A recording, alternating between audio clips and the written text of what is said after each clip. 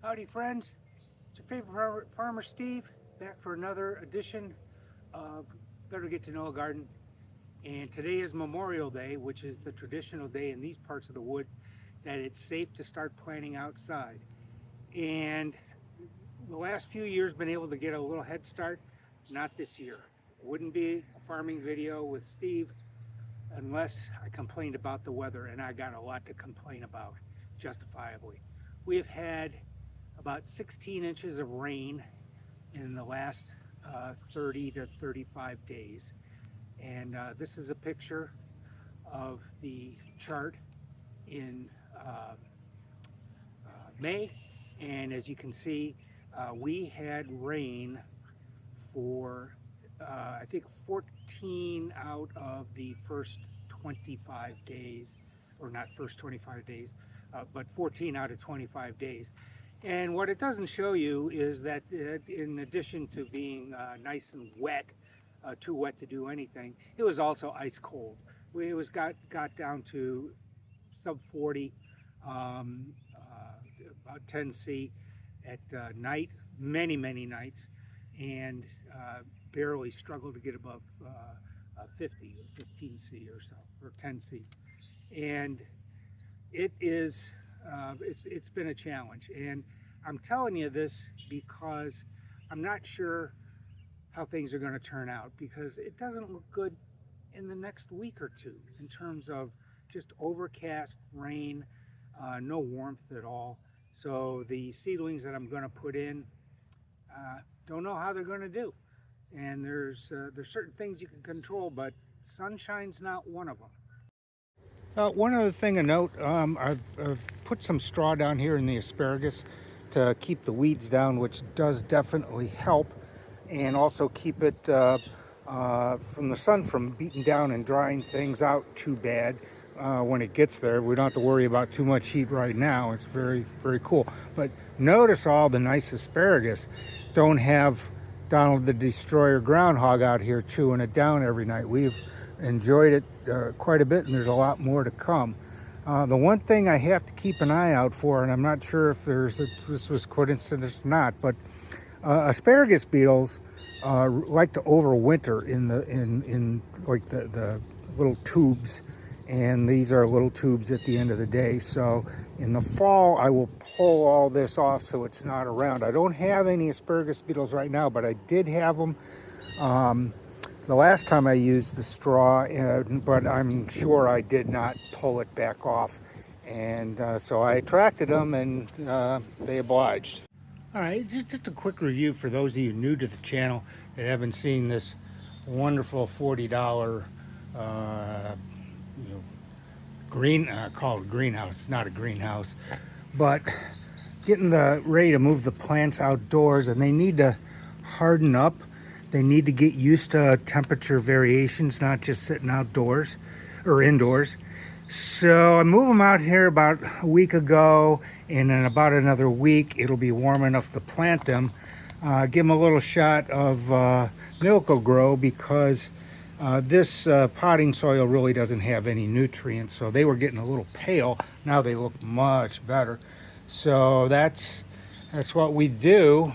Pretty soon I'll just be setting them out here on the patio and letting them have at it. Now this thing works. Look at all the humidity in here, and it's really a cool day. It's not even 60 degrees.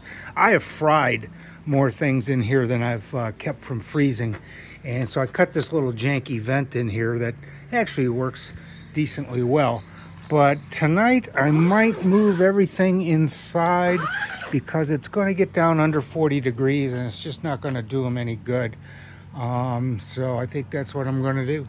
Well, it is red buckeye time of the year, and also the wild iris are starting to bloom. There's one, and there's this guy, and that means the hummingbirds are back.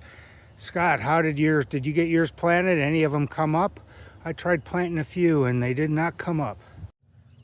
So with all the rain, I have had lots of time to look at lots of YouTube videos, various subjects that interest me, one of them being gardening. And I found a couple people that I've really want to tell you about, and because I've been doing a lot of things wrong, as it turns out.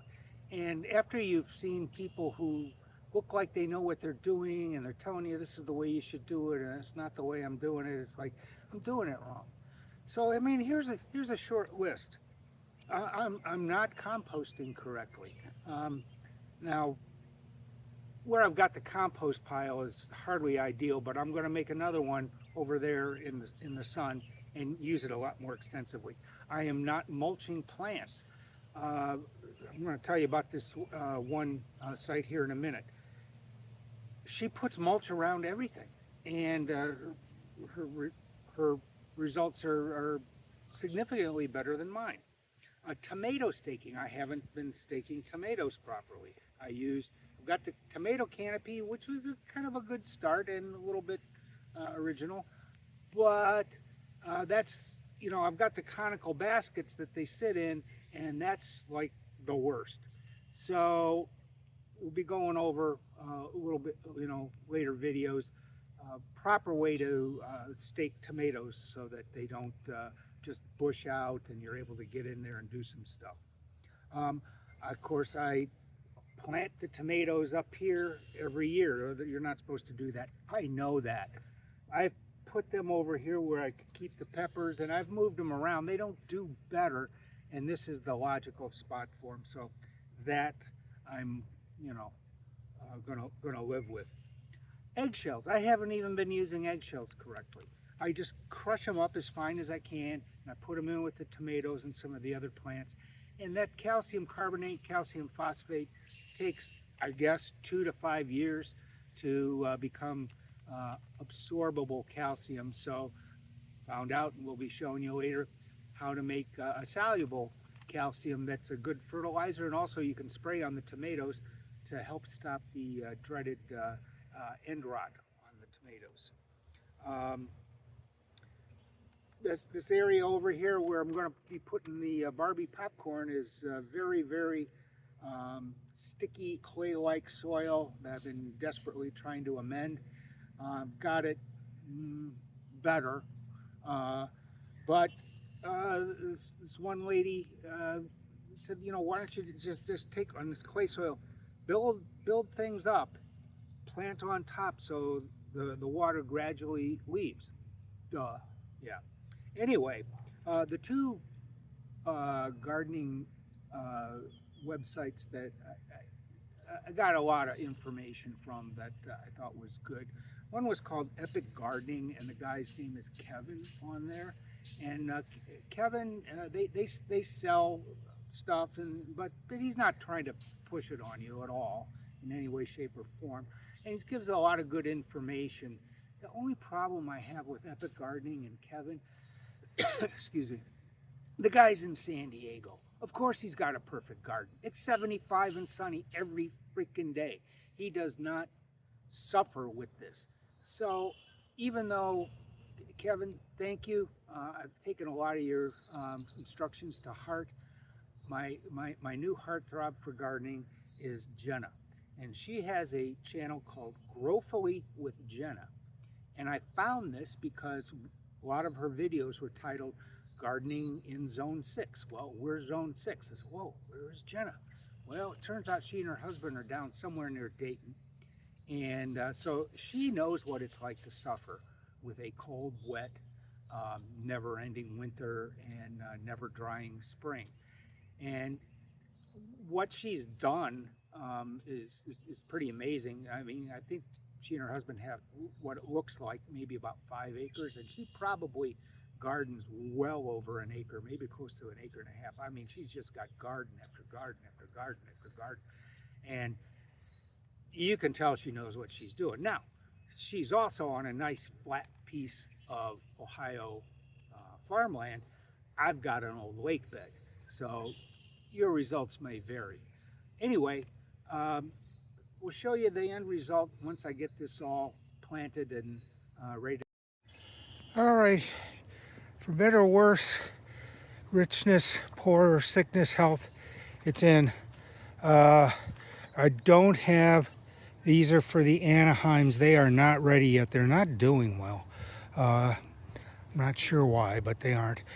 This, I'm going to use grass as the mulch. And there's the tomatoes. And much more on those later. And we got